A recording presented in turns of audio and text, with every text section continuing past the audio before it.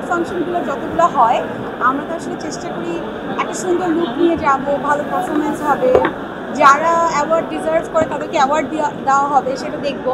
So ওই জায়গা থেকে আমার মনে হয় বাইফা অনেকটা এগিয়ে, অ্যান্ড ভালো লাগছে এসে বাইফাতে। আরও তো অনেক কিছু বাকি, স্টেজ পারফরমেন্স থাকছে। বাইফাতে লাস্টবারও ছিল, এবারও আছে।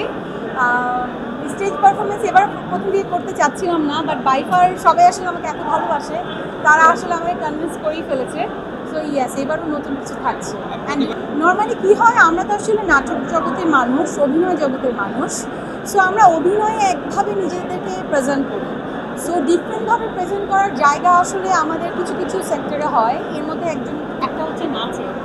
অ্যান্ড আমি যেহেতু নাচের নিয়ে আমি চেষ্টা করি প্রতিবারই একটু ডিফারেন্ট কিছু করার। সো এবারও একটা নতুন একটা ট্র্যাক নিয়ে নতুন একটা ডিফারেন্ট লুকে আসবো বা ডিফারেন্ট একটা ডান্স পারফরমেন্স করবো। অ্যান্ড আই হোপ সবার অনেক ভালো লাগবে।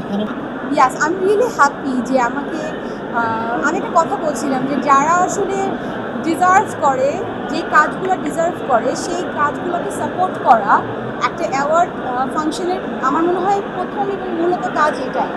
সো যারা আসলে এটা করে আমি তাদেরকে অনেক অ্যাপ্রিসিয়েট করি। সো আমার অনেক কাজ আছে আলহামদুলিল্লাহ, এর মধ্যে ঘুমপড়ি হচ্ছে অনেকটাই ব্যতিক্রম এবং এখনও আমি সেটার জন্য অনেক প্রশংসা পাই। সো এটা ঘুমপড়ি নিয়ে যেহেতু আমি নমিনেটেড, তো আমি অনেক হ্যাপি এবং আমার মনে হয় আমার পুরো ঘুমপড়ির টিম অনেক হ্যাপি। আমি আসলে লাস্ট ঈদে আলোচনায় ছিল একটা দুটো তিনটে কাজ ভালো আলোচনায় ছিল, বাট লাস্ট ঈদে থাকে না যে ঈদে আমি খুব প্ল্যান করে কাজ করার চেষ্টা করি, বাট লাস্ট ঈদে সাধারণত এটা হয়নি। বাট এই ঈদে আমার মনে হয় 2-3টা কাজ আসবে যেটা লাস্ট ঈদের মতো এই ঈদেও আপনাদের খুব ভালো লাগবে। সো আমি চেষ্টা করি এখন খুব কম কাজ করে একটু ভালো কাজ মানুষজনকে দেওয়ার। সো আমি সেটাই চেষ্টা করছি, আমি এটাই চেষ্টা করবো ইনশাআল্লাহ।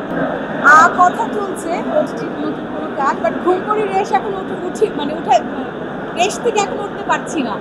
বাট ইনশাআল্লাহ আরও ভালো কিছু নিয়ে আসার চেষ্টা।